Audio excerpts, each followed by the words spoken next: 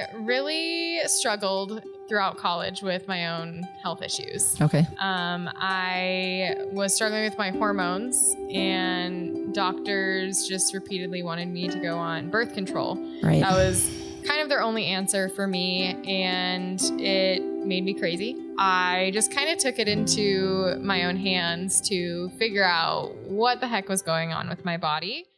Hello, everyone. Welcome back to another episode of the Make a Dent podcast. My name is Sierra McCleve. I'm your host. And in this episode of the Make a Dent podcast, I am thrilled to have Rachel Hurmence on board. Rachel is a seasoned functional medicine and holistic health coach. She joins us to delve into the intricate world of women's health and wellness. If you're a woman, if you have any women in your life, you're going to want to listen to this episode. She has a background in psychology and health coaching, certificate from the Institute for Integrative Nutrition. Her expertise shines as she discusses her unique approach to helping clients struggling with thyroid conditions, gastrointestinal problems, hormone concerns, and autoimmune conditions. We dive into it all. And I really was so thrilled to have the opportunity to have this conversation with Rachel. Hormones and blood work and dialing in my health and wellness on all different levels has been my focus over the last 12 months. This was a fascinating conversation, and I think a lot of people will find this super valuable. I'm telling you, we get into lab testing, like I mentioned, treatment plans, supplement protocols. Very, very good stuff. In this enlightening conversation, we explore the realms of functional holistic medicine, the significance of lab testing, the roles of vitamins and well-being, and the delicate balance of gut health. Rachel shares her incredible story of her own health and wellness journey, which started at a very young age. She shares her experiences working with functional medicine, naturopathic doctors, bringing forth a wealth of knowledge to anyone seeking a deeper understanding of their health. So whether you're navigating the complexities of women's health, seeking insights into holistic approaches, or simply intrigued by the world of functional medicine, this episode promises valuable takeaways. Without further ado, please enjoy my conversation with the incredible Rachel Hurmence.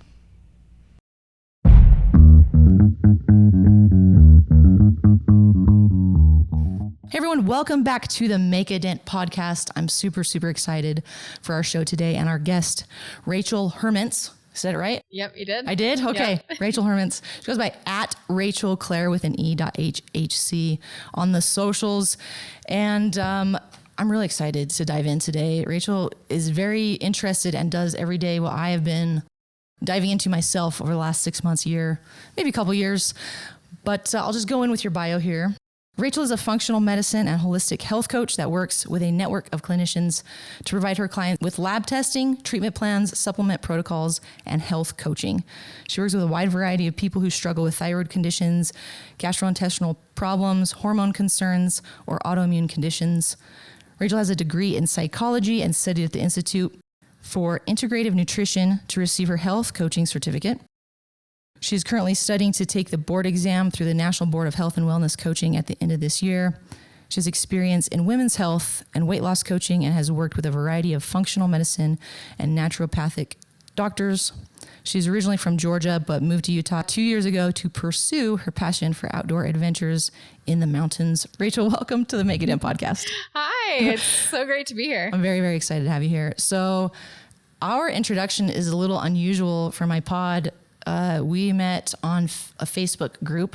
You're looking for some podcasts to go on in the local area. And normally I would probably not say yes, just randomly to someone I didn't know. That's However, looking at your bio and everything that you're into is everything that I have been doing. Yeah. At least like really into for the last year that I believe wholeheartedly in. And I'm really excited to dive in with you. And so give us just a little tiny bit of your origin story. Like, how did you get into holistic health, functional medicine, that kind of thing? Yeah, I really struggled throughout college with my own health issues. Okay. I was struggling with my hormones, and doctors just repeatedly wanted me to go on birth control. Right. That was kind of their only answer for me, and it made me crazy. Yes. And just feel like not myself. Yeah. And so I just kind of took it into my own hands to figure out what the heck was going on with my body. Yeah. And what I could do about it. So I just kind of dove into research, and I honestly went through the health coaching program that I did mostly for selfish reasons. I wanted to figure out a more holistic way to take care of myself and really get back to myself, because when your hormones are off, I mean, I know some of you have probably experienced this. Awful. Yeah, you don't feel like yourself. Awful. And it was affecting a lot of parts of my life, not just my physical body, my mental state as well. And so I kind of figured out how to heal myself. There was a lot of things that I didn't know, and I was frustrated that I didn't know them.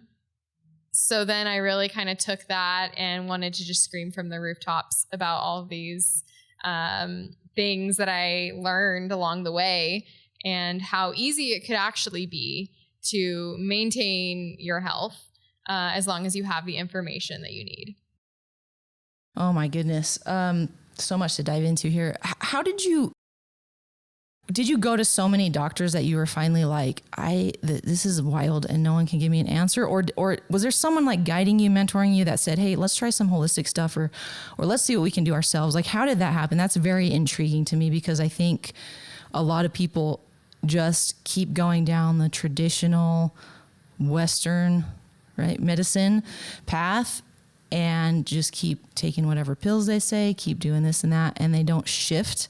So I'm interested in that with you. Yeah, I did. I went to several different doctors, and I think my breaking point really was that I had been to, I think, 3 or 4 different gynecologists. And by the 4th one, I was like giving myself a pep talk before an appointment. Like, okay, tell them your symptoms.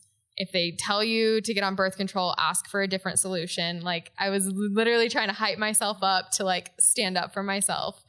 And even when I did, they didn't have answers for me.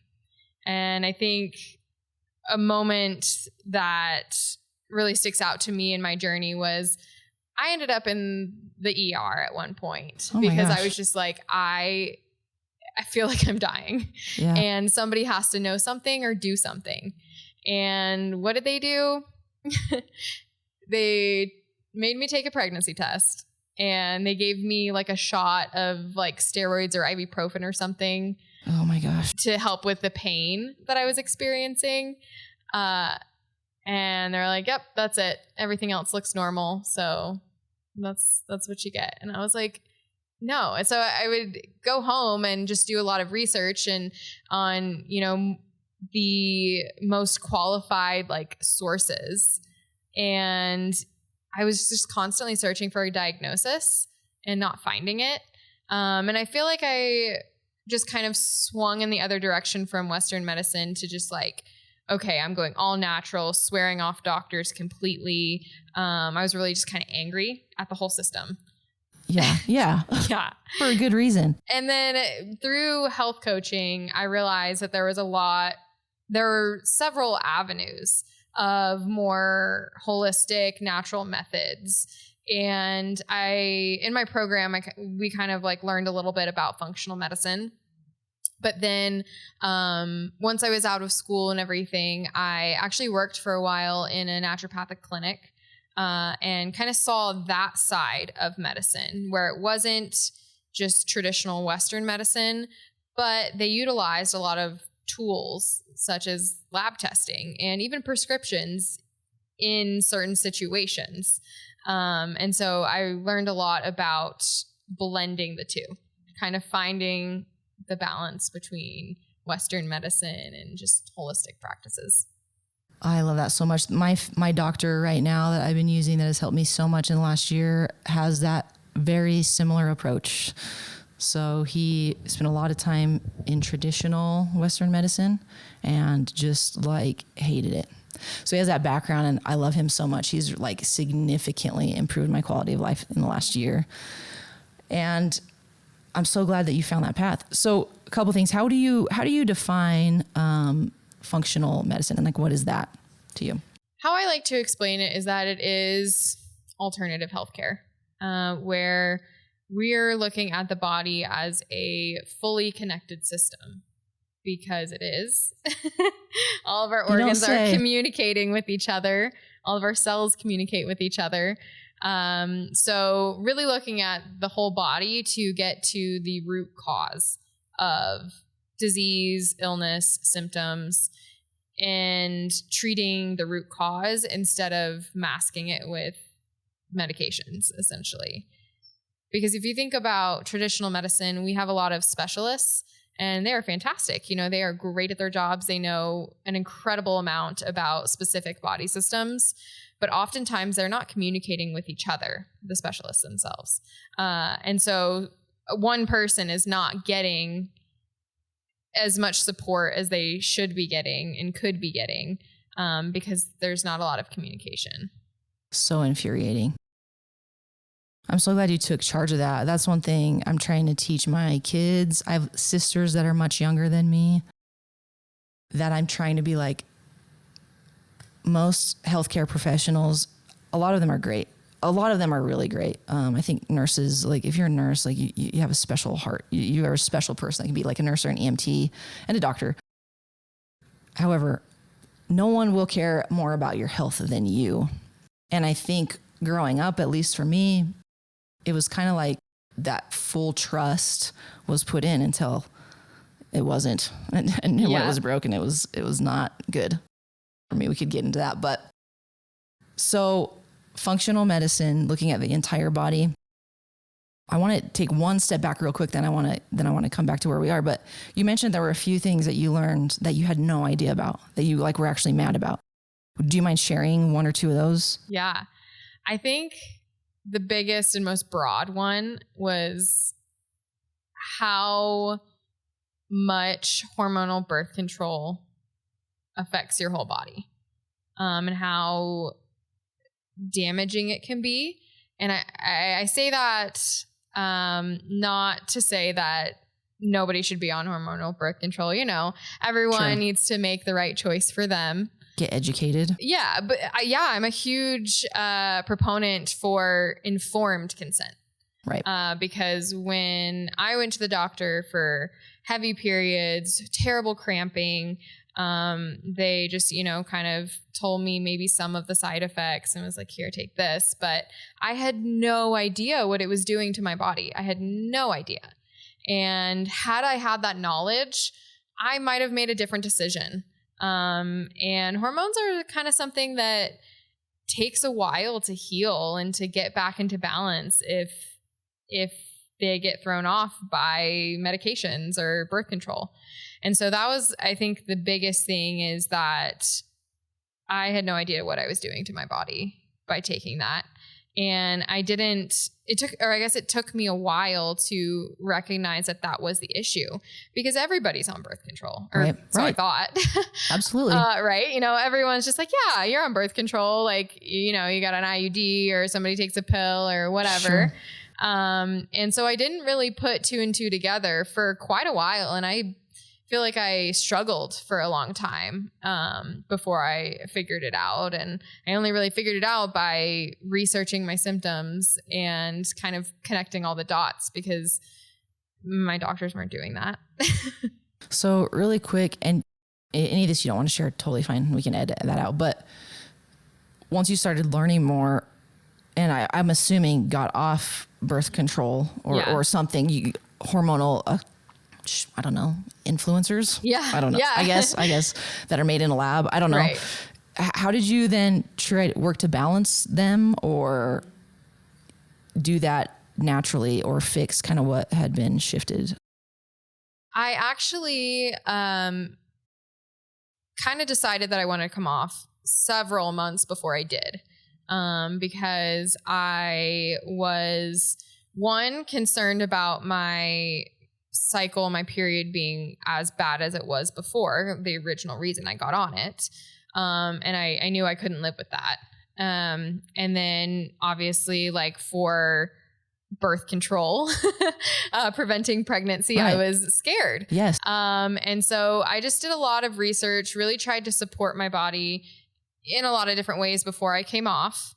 And then once I came off, that's when, like, the real work, I think, began to figure out how to get things back into balance, what might have been out of balance. I feel pretty lucky that I was able to go through that at a young age, I think, I've been off birth control for 3.5, maybe almost 4 years now. And so I was young. And so I think my body was able to bounce back a lot quicker. And I wasn't on birth control for a very long time either. Thank goodness. Yeah. Cause a lot of the clients that I work with now, you know, they're like, I've been on it for 15 years. Yes. And I'm like, oh, that's scary. It is. But I think the good news too, and maybe you can speak to this a little bit, if anyone's listening and freaking out because they've been on for 15 and 20 years. Yeah. I am continually amazed. I have, especially the last like 4 or 5 years for me, but I'm continually amazed at how amazing the body is and how much you can heal and how you can reverse a lot of things that you've done to your body. Like, thank goodness.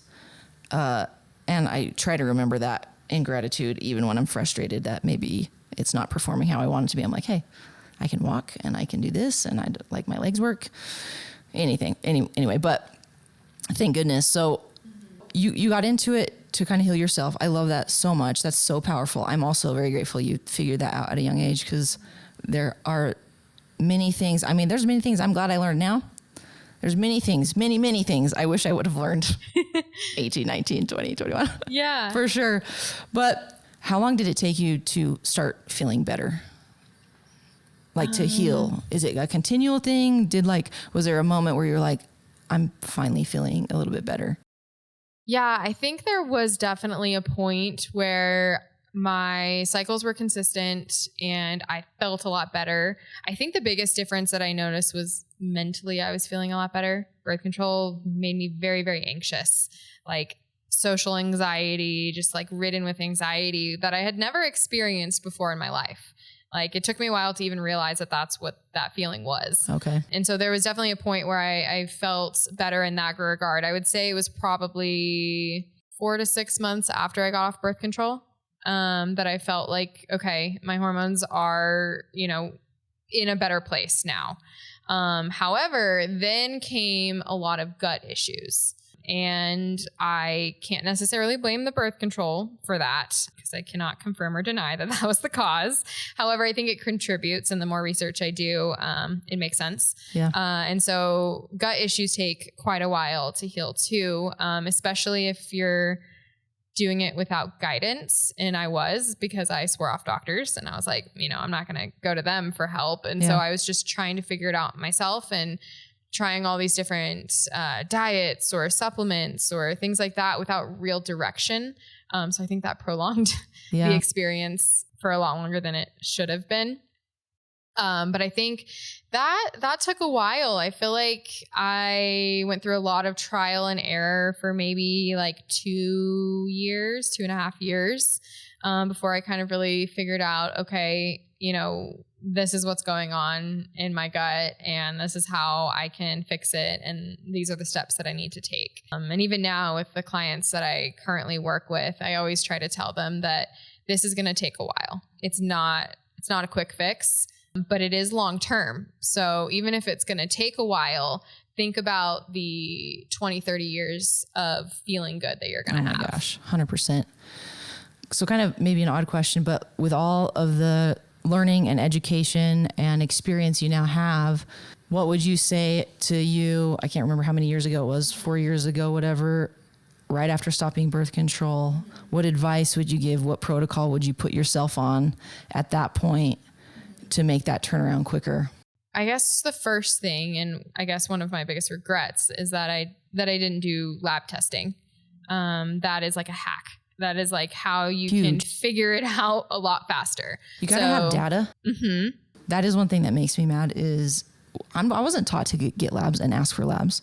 And now I will go in and be like, no, I want this, this, and this. And I'll Google before, this is truth. I will Google before what I need to say to my doctor to get them to say yes. Yeah. I'll be like, oh, here's my symptoms, just so I can get that thing. I don't have to now because my doctor's really dope and like all for the labs. Okay, so you would do labs. Yeah, I would definitely do lab testing to see where you're at. Not just hormones too. I think with women, especially, our hormones are kind of all over the place depending on what part of your cycle you're in. So there's a lot of other biomarkers. So generalized testing can be really useful too, because sometimes what's contributing to hormone issues is like blood sugar issues or thyroid problems or gut issues Get or a full cholesterol. Full panel, baby. Full panel, to really look at things all together. So yeah, lab testing, I would say really making sure your nutrition is where it needs to be. And that's going to look different for everyone. So I've been doing lab testing now for, let's see. I mean, I have some from a few years ago because I wanted to go get my hormones looked at. I love what you said too. And for the women listening, you do really have to understand that, like, if you do go get blood, it's your hormones on that day, and we have a 30-day or so cycle, right? So if you really want to get an in-depth look, and maybe I'll ask you about this separately.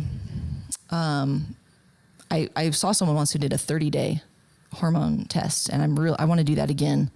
I don't think I did it at the time, but to get a full scope. Do those exist, a 30-day or like a longer term? So you can really see the ups and downs depending on where you are in your cycle? Yeah. I know there's so many different types of testing out there. I do think that saliva testing is going to be more accurate than blood testing because, like you said, it really just depends on a lot of different things. But I know that there's a lot of really good like 5 to 7 day tests out there too. And you want to time it right in your cycle.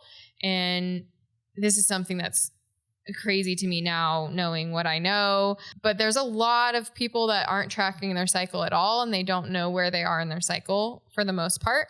They just know, okay, I had a period last week, so in about 4 weeks I'll have a period, and that's fine. Everyone has different needs, but to me, I love knowing exactly where I am in my cycle. So now I practice fertility awareness method. Are you familiar with that at all? No. So it's essentially ovulation tracking. Okay. And it's not just a predictive measure based on like an app, like your period app, where it's like, oh, you're probably going to have a period, on this day. Yeah. It's a lot more scientific. You're using basal body temperature, your waking basal body temperature, and cervical fluid. And there's different methods that you can use. Okay. But it's basically confirming when and if you ovulate. So for sure when your fertile window is. Okay. And based on that, you can know what part of your cycle. Are you, your period, your menstrual phase? Are you in your follicular phase leading up to ovulation, luteal phase, and then back to your menstrual cycle, or to your period, basically. So really getting to understand your cycle can help you with accurate testing. So knowing when to do it, sometimes they'll say like, they need the test to be done after ovulation. Well, if you're not tracking that, you won't know. Right. People just start looking at the data, at least collect it, and then find someone like Rachel that can help you interpret it and learn about it. Because man, that's when I've started to feel the most empowered, is when I know how to ask for it if someone's not going to give it to me, or just go to a place that does it. Like, what are they called? LabCorp or something like that. LabCorp or something. And then kind of know what to ask for. Yeah. But that's just going to help so much. I will just one quick step back. So I actually did that test, but I never sent it in. It's the ADHD, but the 30-day, and I spit into a thing. It had me start at a certain point in my cycle. And then I spit into this little vial and froze them for 30 days. And then I was supposed to send it. I'm going to do it again. I will, if you guys want to hear those results on another podcast, I'll do it again, because I've really been wanting to see that full scope, because I have been doing regular blood testing. So I get that brief picture for the hormone piece on that day, but then I don't have any of the other data. So lab testing is so huge. We get into that. I want to go over to gut health a little bit. So I want to spend some time on gut health. This is something I've really wanted to get data on recently. So maybe you can give me some advice here. I want like the data. I want to do whatever the test is and do that. And I know that there's a lot of companies that do that now, right? Like essentially, don't you send in your fecal matter and they test it, and then they tell you like all of your stuff about your microbiome? Yeah. Am I right? Yeah. Am I crazy? Yeah. Okay. So I want to do that, but let's spend a little bit of time on gut health. And I mean, there is continual things, at least I'm seeing, at least very briefly. There's one podcast I heard that I absolutely loved. There's several that I've seen kind of pop up regarding gut health and how it's directly related to mental health. Oh, yeah. So speak to that just a little, and your thoughts on that, or what you've learned and observed since you've been really diving into this. Yeah. Yeah. And it's funny you bring that up because my journey, I feel like, started with hormones. And so I got really educated, dove into that. And then I realized that there's a lot going on in your gut that affects your hormones. So were the hormones the root cause? Maybe not. So chicken or the egg, which came first? Exactly. Mm-hmm. Yeah. And the gut is such a complex place. And it produces its own neurotransmitters. It synthesizes and converts different hormones. There's a huge connection between thyroid and the gut as well.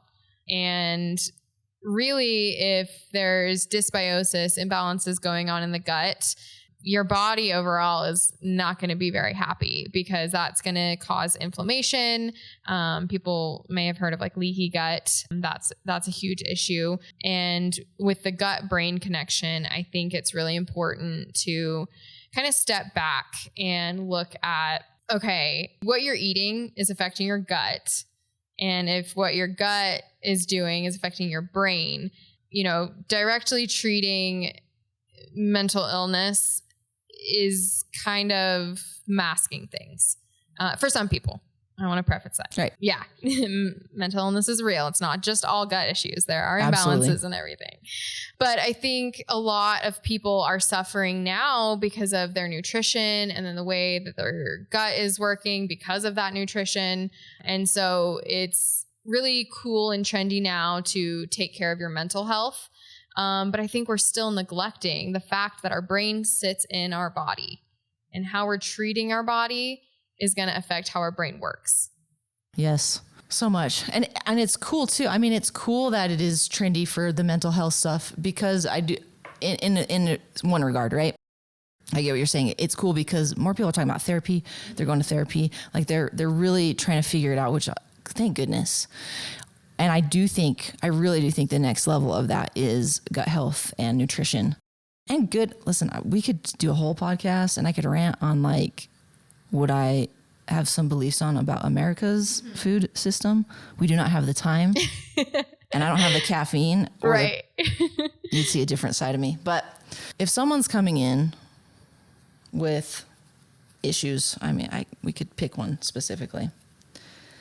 It sounds to me like probably start with the numbers, the data. And this is, I'm generalizing significantly, right? It's going to be person by person, right? Start with the numbers. Is that kind of your approach? You start with the numbers first and then go for like just the immediate fixes there and then like gut health? Or are you kind of starting with, do you start with gut health, I guess is a better question.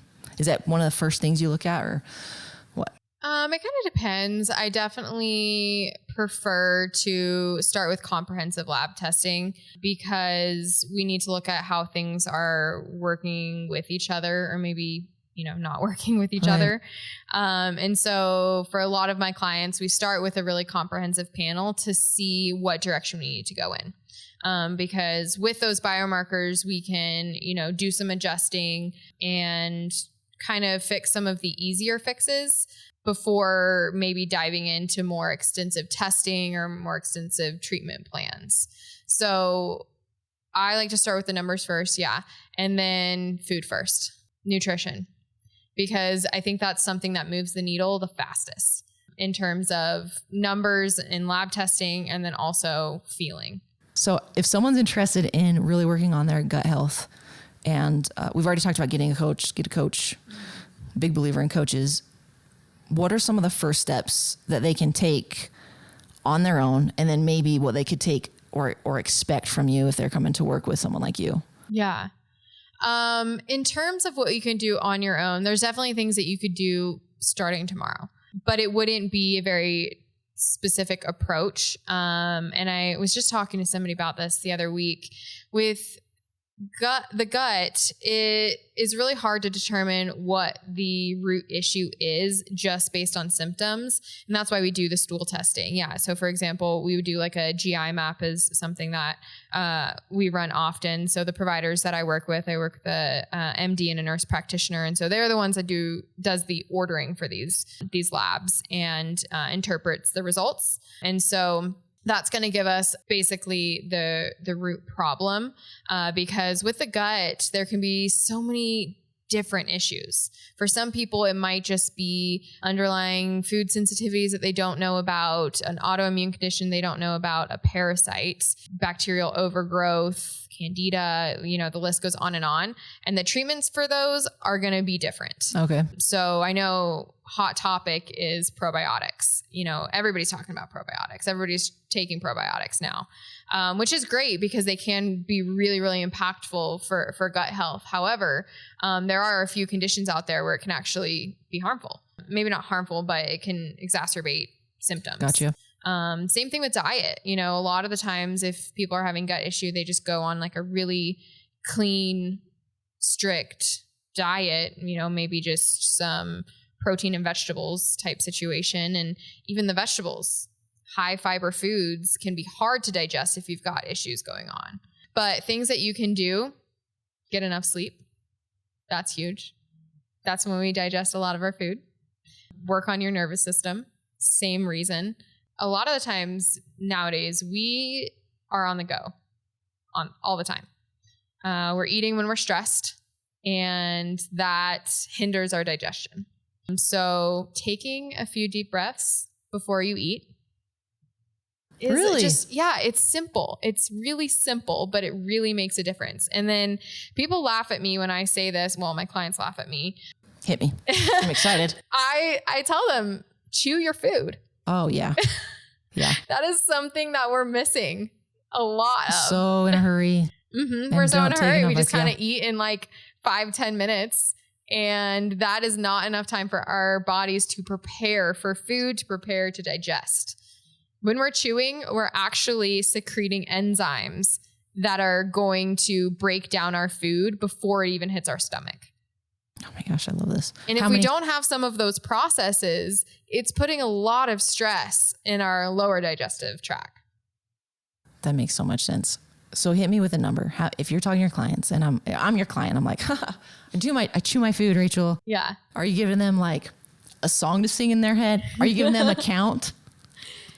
Or just telling them to chew extra? I mean, I'll usually say chew extra, but it's kind of like consistency in your mouth. It needs to be broken down. You know what I mean? Like you got to really chew it. Yeah. Like cottage cheese or less than cottage cheese. Yeah. See, I like that. Less than cottage cheese. You guys, we're making it so easy for you. Think about that. We're trying to give you the exact bites, the exact amount to chew. Oh, I love this so much. I think it's so helpful. I'm excited to dive into a few more things. Yeah. I want to get into, I think that's so huge. I think so many people are missing that element, is that gut health piece. And there's so much data coming out on the effects of that on your mental health, like we talked about. I wanted to ask you about this. I don't know, we didn't talk about this before, but one of the most impactful podcasts I've listened to lately, and then it kind of led me on a little bit of a deep dive of his work, was Tim Ferriss interviewed Dr. Chris Palmer. Are you familiar with his work? He's doing some stuff on, he just wrote a book on brain energy, but this guy is doing a lot of testing on the medical ketogenic diet and the treatment of psychiatric disorders. Have you heard of this guy? I've heard of him. I'm not super familiar with his work. I'll have to send you the podcast. It's tied, I think, a lot to what you're talking about. Mm-hmm. And please do not hear what I'm saying. And I'm not a doctor. I'm not pretending. Those listening, do not listen to what I'm saying and then go on keto and think it's going to solve your mental health or psychiatric issues. However, it is an interesting listen. It's the Tim Ferriss Show with Dr. Chris Palmer. It was so riveting. And he gave some examples of some significant, incredible, almost miraculous changes he saw in his clients for serious psychiatric disorders because of a change in diet, and specifically medical keto. very interesting. I just had to ask you if you'd heard about that, because I just think we're going to see more and more data on the results of that. What has been the biggest thing that you've seen, or a big change, or a story that you could share on someone, tweaking their diet, and making like a significant impact on that person? Of course, not mentioning any names, but can you tell us something like that was like a really tremendous outcome or really impactful for that person? Yeah. I immediately thought of one of my clients who is actually probably one of my younger clients. And she came to me with just really severe gut issues, like bloating all the time, couldn't figure out like what foods it was due to. And she felt really self-conscious and kind of just created such a fear around food. Like she wouldn't even want to eat because Yikes. It would just make her sick.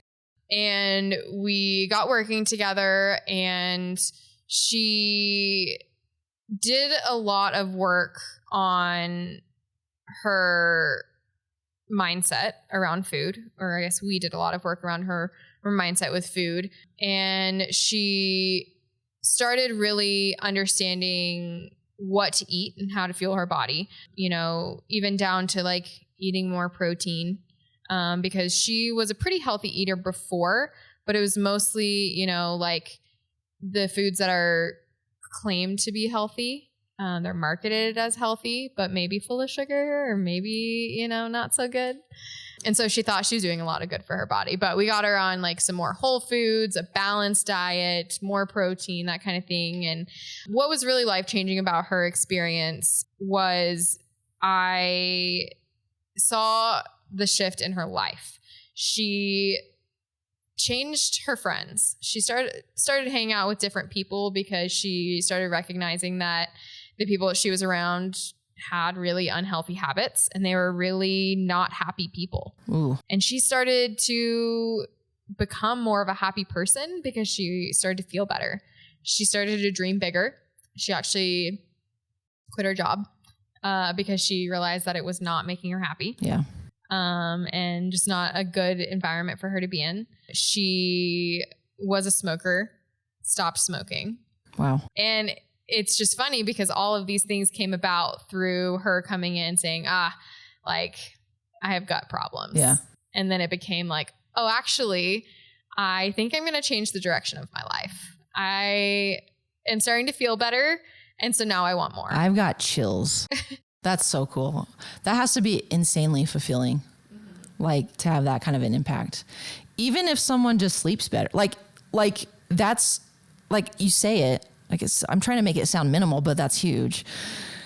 And to have that outcome be the way that it is. One thing I love about that story too is that I found in my own life with my fitness journey fitness and health and wellness journey over the last like 4 years, is it can be a domino effect. Like you start with one thing coming in saying, yeah, I got to get some of this figured out. Like I'm bloated, I'm not feeling well, whatever. And how it can really dominate and change everything. Yeah. My stuff started with a walk. I started with a 10-minute walk. And then that turned into a 20-minute walk, and then 2 walks a day. And then that turned into, I was craving better food. That led to me losing I ended up losing like 50 pounds, but 30 pounds very quickly. And then that led me to getting into CrossFit, like more fitness, and now like working out weekly. But it's such a blessing. But I think people get overwhelmed and for sure look at where they want to be and where they are and see that gap there as like insurmountable. But you can just start with one thing. You can start with getting a dope ass coach. Yeah. You can start with just educating yourself more. Like there's so much free content online. Rachel, I'm going to ask you just a couple questions. I'll be mad if I don't ask. We can do round 2, but I know we're short on time.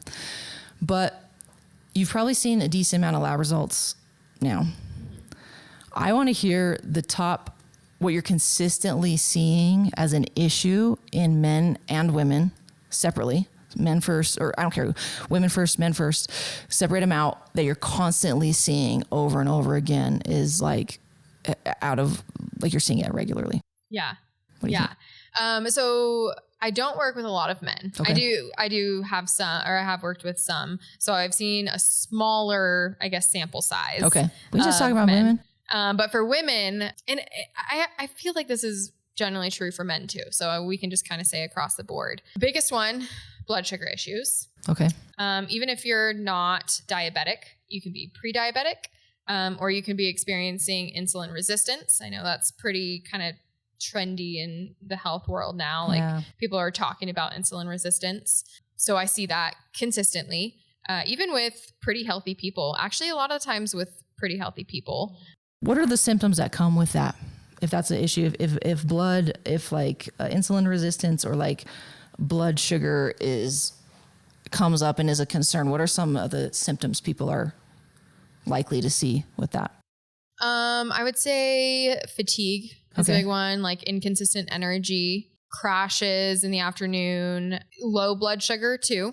When people experience like episodes of low blood sugar, nervousness, like anxiety can kind of be thrown in there too. Cravings, huge one. When you're having like a lot of, especially sugar cravings, that can be a sign of like blood sugar issues. Basically storing fat around the midsection, that can be, if you're starting to see that pattern of weight gain, that can kind of be an alarm bell for you. So blood sugar is one. What would be the next one that you see just consistently over and over again that you're seeing a lot with your clients show up in the lab results?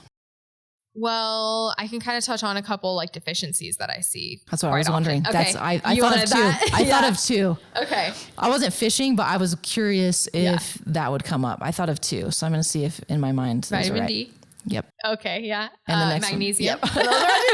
Let's go. So, man, those are huge. My sleep, when I finally got on the right type of magnesium, which I didn't know there were different kinds. Oh, yeah. Bro, I took like magnesium citrate for forever. Oh, no. And I was like, why am I not sleeping? Dosage. Yeah, I was careful on the dosage. She's referring to like it keeps you quite regular bowel movements anyway. Yeah. And it's great for that, right? But I finally got on magnesium glycinate. Glycinate. Yo, you guys, freaking my sleep has been so incredible since I started doing that. So magnesium, vitamin D. Are you typically trying to treat those first, like with food, and then adding supplements? Or does it just depend? Yeah, I think that's why, I always say food first. We really try to get somebody's diet like where it needs to be.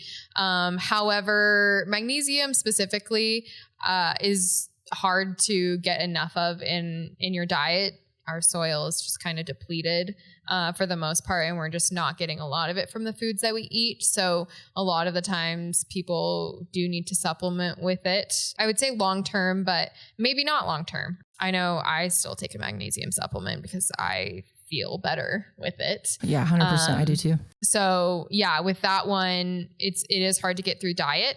Vitamin D, it can be done through diet, but especially like here in Utah, we have longer winters. And so we get a lot of vitamin D from seeing the sun. And if we're not seeing the sun enough, it's going to be hard to have the proper vitamin D levels just through nutrition. This is something that you may not agree with, and that's okay. Okay. But I'm going to tell you one of my favorite things about my doctor, and something that was surprising to me. And I want to remind everyone, I'm not a doctor. Okay. So just go get a professional on this. One thing I was surprised with some of his treatments for me was the amount of vitamin D he put me on. For me specifically, I needed to survive the winter SADs for sure. Yeah. And that helped tremendously. Yeah. But I was on, I'll tell you right now, I wasn't taking what the bottle said. This is why it was a lot more. And I had such a better winter. It was amazing. Now, listen, everyone, if you're just diving into this, take what the bottle says and then go get a professional to help you. Yeah, you can get prescription vitamin D. Yeah. So, but that was surprising to me. Kind of the same thing with vitamin C. I went through a period of Rachel, I was worried in February. I was exhausted for 3 weeks, extremely unusual for me. And I got scared. I was like, what is happening? Is this going to be this way forever? My best guess was some type of adrenal fatigue. due to like an extremely stressful set of situations where my, what would that be? My nervous system was already a little taxed, and then it just pushed it. That's my best guess. Yeah. But for one of the protocols there, we bumped all those things and significant on the vitamin C. And I, like, within a few days I was better, but for 3 weeks it was bad, like super unusual. I couldn't get out of bed and I was miserable. And to think that some people might feel that way for longer than 3 weeks makes my heart break in half. Like, I was scared. Yeah. And I was like, this, like, I'm older than you, but I am not that old, Right. to be having these symptoms. But so watch your vitamin D, watch your levels. Those three things have been like significantly an impact for me in the positive. So, one thing that I have to ask you real quick that you said that you kind of address, or that people should address, would be nervous system. And I want to bring that up because of my story, just barely. But what are some things that you mean by that, by paying attention? Because we didn't really get into that. You kind of mentioned it as we were talking about, like, check this kind of in steps. But what do you mean by that on nervous system and how people can watch it or take care of it? Or Yeah. We talk about the nervous system. People are probably really familiar with like their fight or flight response, living in a state of stress. And in our really fast-paced world now, there's so many things that our body perceives as stress and as threats. Something simple as being stuck in traffic can be extremely stressful for your body. You're not actually, being threatened by anything. You're frustrated that you haven't gotten home yet, but your body is like, oh, okay, we are in danger. And so a lot of the times people are living in that fight or flight. And if we are not aware of it, that's what can cause that adrenal fatigue and affect our sleep, our mental health, all of those different things. And it's funny that you ask about this because this was actually a huge part of my journey too. Once I got, my hormones back into balance and my cycle was regular, I was still having really, really painful cramping for my period. And if I had done testing, it probably would have been some inflammation and things like that. But I think a huge part of it was the stress I was under in a past relationship. And I just was constantly stressed. And I didn't even realize it until coming out of that relationship and working on my nervous system and becoming more mindful, meditating more, doing more yoga, those kind of things, and recognizing, oh, my body is stressed versus, okay, I am at a calm state. I feel at peace, those kind of things. And so I think your nervous system is very fragile right now because we can perceive so many things in our environment as a threat, like I said, traffic or an email from your boss or something like that. So meditation would be, it sounds like top of the list. That comes up a lot in a lot of research I do. And I've had tremendous results from meditation, like significant for anxiety too, and so many things. One thing I like about what you said that I don't know if people will pick up on or really understand the depth of. They probably will. Maybe they won't. I don't know. But the mindfulness, the reason meditation comes up, I think, correct me if I'm wrong, but it's so you can recognize those states of calm and stress. Because if you're always in it, you do not recognize it. Absolutely. And that's what I think happened. I think for me, I was extremely stressed for probably years, owning 2 businesses. I had young kids, still have young kids, relationships, all of that. And I think for how my brain is wired, I was a little bit addicted to the cortisol. I have a dopamine issue, so that helps produce a little bit of dopamine, adrenaline if I'm stressed. Yeah. And what the meditation will do is help you recognize that and also help you realize that it can be a passing thing, that it can be something that's here temporarily and that can leave if you can, chill out. But just recognizing it is huge, I think. Would you agree? I agree. Yeah. Like I said, I didn't realize that I was under stress constantly until I was out of it. Yeah. And then I was like, whoa. Yeah. And then I started to realize when I would get kind of triggered And I was like, whoa, okay. So now I know when I am going through those periods of stress. And like you said, yeah, meditation is really just there for you to learn how to recognize that, because now we're just constantly multitasking, doing a lot of things, thinking about a lot of things outside of ourselves. And we hardly cut out the time to be fully present with our bodies. And it's funny hearing myself talk about this, because years ago I would have laughed about meditation. And I think a lot of people still do. Or they try. Like, I'm going to be real with the audience here. If you have tried it 2 times and say you just can't do it, like, I guess I won't swear on this one, but that's bullcrap. And remember that it's a practice. Like, oh, I just can't do it. I just can't sit still. It's not to, like, a lot of people I still think have the misconception that it's to have your mind be completely blank. Yeah. And it's not. Yeah. It's to just practice your breath. And like I tell you, that has probably been in the top 3 things that has been the biggest impact on my life in the last 5 years.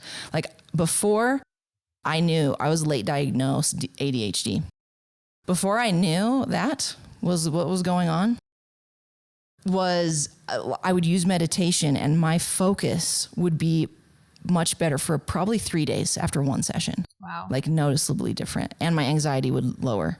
But like, really, really, really game changing. So, and there's a lot of ways to ease into it. I'm going to quickly just tell the audience because I think it's valuable. And then I'd love to hear what you would suggest, but I started with a free app. Headspace is my jam. Yeah. I did the free 10 sessions on Headspace for probably 3 years. And then COVID hit and I was like, I got to up this bitch. I need more help. Right. So then I paid the subscription, and I've been paying the subscription, and it has like sleep stories that lull me to sleep basically every night. Yeah. That helped change my sleep too. What would you suggest if people want to get into meditation, like, to ease them into it? Yeah. I think meditation is really hard. I still feel like I struggle with it sometimes. Oh, for sure. What helped me and what I can advise, I guess, it maybe start with journaling or breath work. I think those are a little bit more like beginner friendly, if you will, because I think a lot of times people get caught up in that meditation is you have to have a clear mind. You're not thinking about anything, which is really hard to do. But with breath work, I think it gives you a little bit of something to focus on, not like thoughts or feelings or anything necessarily, but your breath. So guided breath work was kind of how I really tiptoed into it. And then journaling too. If you've got like swirling thoughts or things like that, or journaling before meditation can be really helpful. Get your thoughts down on paper, kind of flush out what you need to flush out, and then take that time to return to yourself during some meditation. Huge. I'm going to try that. I haven't tried that before, but that I can see, I think they're both, I've loved them both separately, but I've never combined those two. I think that'd be incredible. I could spend all day on meditation. I want to ask you, so we're talking nervous system. I have to know, just because I'm really focused on this right now, because I do think, I will schedule an appointment with you, but I do think it's very interesting. I think I have a lower tolerance for stress now. And it's actually really pissing me off. Yeah. Because I could handle so much more before. I thought, I don't want to go back to what I was doing, but now it seems to me like even a little bit of stress will really like have an effect on me. So I'm attacking it from a whole bunch of different angles. But so we're discussing nervous system, how to take care of it. I would assume exercise is up there, right? Yeah. To help with your like cortisol and mitigate stress or relieve stress. So meditation, is exercise one that you recommend? Strategic exercise, yes. Okay. Because I think there is a population out there that is actually over-exercising. And a lot of people who are exercising like late at night, that increases your cortisol, which is not helpful for your sleep cycles. Right.